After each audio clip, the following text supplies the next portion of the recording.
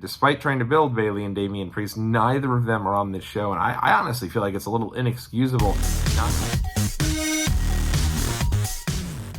What's up, world? It's your boy Tommy on the spot for Watch Along Wrestling, and in this video we are going to break down the complete WWE King and Queen of the Ring Premium Live event match card that will be taking place in just under 12 hours when I come to you live. I mean, I wanted to do a little video here, but this show only has 5 matches on the main card, which is insane, especially as a more is more type of guy. The idea that there's only 5 matches on this show is driving me completely insane. But not only that, we didn't even know any more than 3 of the matches until just a couple hours ago when SmackDown wrapped up. So now that these matches are official, I figured, all right, let's get on here, do a quick little video going through my predictions of all of the matches. But before we get there, if it's your first time visiting the channel, make sure you show some love and subscribe right here on Watch Along Wrestling. All right, so King and Queen of the Ring, I will be, full disclosure here, I will not be watching this show live. It is crazy to me that there are 2 big wrestling pay-per-views this weekend on Memorial Day weekend. It is just an impossible spot for me, if I'm being completely honest. But the good news is that I will be able to watch this show at some point over the weekend. And when I do, I'll make sure that I am back with all of you to give you all my thoughts, and we'll have a lot of fun doing so. So let's dive right into the show. The main event on this show will be Cody Rhodes defending the WWE World Heavyweight Championship against, I don't know, I think actually now it's the WWE Undisputed Championship against WWE United States Champion Logan Paul. And while we are getting a champion versus champion match, to me, the balloon here just completely, deflated when they changed, I don't think they ever changed it. I think they just made it clear that this is only for Cody's title. If this match was title for title, I think it would have had a lot of intrigue as to which way this could go, but because Cody's title is the only one on the line, I don't think there's any chance that Logan Paul is going to win the Undisputed title and go on to become a double champion. It's a big match, though. We got to give him credit. A lot of times I feel like WWE has kind of struggled when it comes to giving, when that big babyface finally overcomes and finishes their story, so to speak, pun intended. They kind of struggle with who that first opponent is going to be and that first program is going to be. But Logan Paul's a big name, whether we like him or not. I personally, I think he's really good in the ring. I think he's been a great addition to WWE, and he seems to be taking it really serious. Gets a lot of eyeballs on the product. So I have no problem with Logan Paul being a part of WWE. And in Saudi Arabia, he is a big deal. They really like both Paul brothers. If you remember, when Logan Paul wrestled Roman Reigns for the title, this was also in Saudi Arabia. And the Prince of Saudi Arabia actually said how excited he was to have Logan Paul in the main event. So it kind of makes sense for WWE to put him in this spot here. That being said, no chance. I'd be stunned if Logan Paul wins the title. You want to bring me back to the days of anything could happen in WWE?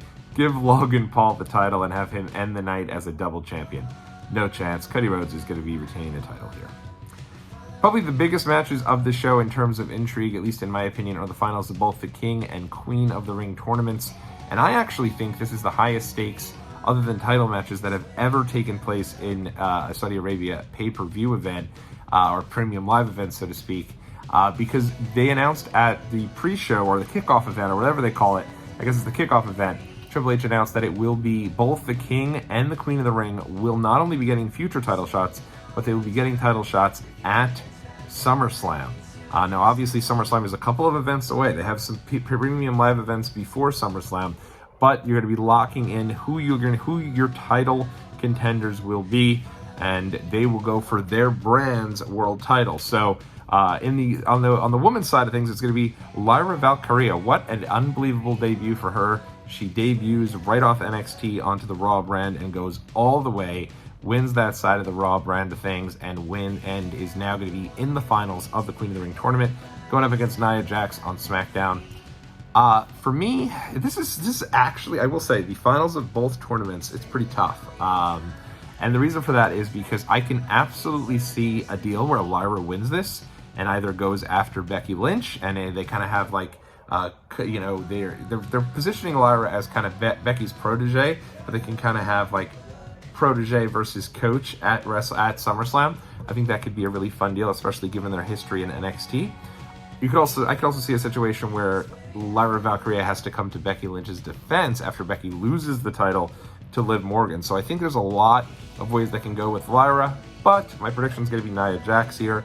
Nia's actually had a really strong return to WWE, in my opinion. I feel like her matches have really improved. Her promo work has really improved, and I always like a heel to win the King of the Ring or the Queen of the Ring. I think they do a lot more with the character, and I just think this is going to help out Nia's character even more so, for her being this kind of obnoxious, rub-it-in-your-face Queen of the Ring. Queen Nia, for me, I think is actually going to be really cool. And I think a match between Nia and Bayley at SummerSlam would be great, especially when you consider that Bayley is there in Saudi Arabia, yet not on the show, which just makes no sense to me. You have two champions on this, in the company right now they're trying to build in Bayley and Damian Priest, and despite trying to build Bayley and Damian Priest, neither of them are on this show, and I honestly feel like it's a little inexcusable not to put either of them on the show. It just does not really make them to be viable and believable champions if you're not putting them and not giving them matches on the premium live events. Bayley and Damian Priest should be winning matches to build to their title reign on every premium live event. I don't think a champion needs to be on every single show, but I do think when you're building up new champions like you are with Bayley and you are with Damian Priest, they need to be a part of every show and they need to be getting wins. And the idea that this show only has 5 matches on it and neither Bayley nor Damian Priest is on the show at all, when you know at least, I don't know if Priest is down in Saudi Arabia, but you know Bayley's there because she's been all over Instagram with it. So very odd. I don't know what they're doing with that. But with that being said, I'd like to see Nia Jax win the title here, win the Queen of the Ring here, and I think a program between Nia Jax and Bayley at SummerSlam could be a lot of fun. So that is my prediction for the Queen of the Ring. On the men's side of things, I'll tell you right now, I was all about Gunther winning this. I didn't think anyone had any chance to win the King of the Ring other than Gunther. Makes sense. He's, that's his ring. The ring is sacred, what have you. I definitely thought Gunther was going to be winning, but this wrinkle of the winner of the King of the Ring tournament getting the SummerSlam match actually has me flip my pick entirely. I think you're going to go with Randy Orton, and I do think you're going to talk about protege versus mentor.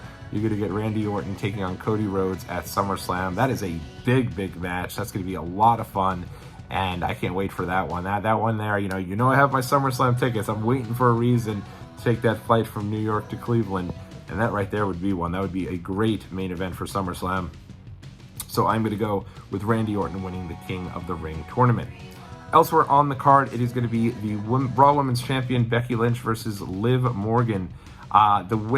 This is such a tough one. I will say this.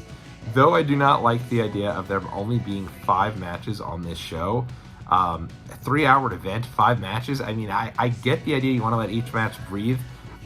Even though I'm having such a hard time with that, I at least appreciate that. I could see any of these matches other than Logan Paul and Cody Rhodes going a variety of different ways, and that includes this Raw Women's Championship. I'm going out on a limb. I am saying that Liv Morgan is going to defeat Becky Lynch and become the Raw Women's Champion, and she will be ready to face Rhea Ripley whenever Rhea is able to return. I think Liv needs this win. I think it will do a lot for her new heel persona, so I'm going with Liv Morgan to defeat Becky Lynch at WWE King and Queen of the Ring in just a few hours. So let's see. But I think it should be a good match. And again, I really think Liv needs this win. Becky Lynch at this point does not need the title. It was fine as a stopgap until Rhea Ripley comes back, but I think Rhea should be back in time for SummerSlam. And what a better spot for her to return than to go back for the title she never lost and go after Liv Morgan, the person who injured her. So at some point, I think Liv's going to get the title. Why not here in just a little bit? Moving right along here, it is going to be Intercontinental Champion Sami Zayn defending that title in a triple threat match going up against Chad Gable and Bronson Reed. Tough. I do think Chad Gable is going to, at some point, win the Intercontinental title. In all honesty, I'd have no issue with Chad Gable going right past the Intercontinental title and going straight to Cody Rhodes for the world title. I think that's going to come at some point. I think Chad is amazing in this role. I think he's done such great work. That being said, I don't think this is the time. I think that, Sami Zayn has certainly become a favorite in Saudi Arabia. I don't think there's any chance he's going to lose there. And I think Bronson Reed is in this match, unfortunately, to take the pinfall. So you protect Chad Gable. He doesn't have to take the fall. And eventually we'll get back to Chad Gable and Sami Zayn. And when we do, I do think at that point, Chad Gable will become the Intercontinental Champion. They did another match on the pre-show. Again, completely inexplicable that they didn't have enough time for a 6th match. on a premium live event. What are we doing? It will be the team of Bianca Belair and Jade Cargill defending the Women's Tag Team Championships against Indy Hartwell and Candice LeRae. Great to see Candice LeRae and Indy Hartwell get another spot here on a pay-per-view. It is unfortunately on a premium live event. It is unfortunately on the pre-show. You know, they're trying to build them up a bit. I did say that all of these matches were unpredictable other than Cody and Logan. I did not. I forgot about this one when I said that. No chance do Jade and Bianca lose the belts here. There's just no way. But I will say Jade and Bianca also deserve a spot on the main card. So I hope this gets flipped to the main card. I am all for pre-show matches. I think there absolutely should be a pre-show match. But I think when you're already so limited in the amount of matches you have, and two of your biggest stars in the company, in Jade and Bianca, are on the card, why not just put them on the main show? Very, very strange. So yeah, that's my thoughts on it. I think they've done a lot to really build up anticipation for the show, with the added stipulation that the winners of both tournaments will get those SummerSlam title matches. But again, way too short, way too few matches on the show. I am not for normalizing a 5-match for a premium live event. I do hope that's the last time they do that. I'm a more is more type of guy. So for me, give me 12 matches on a premium live event.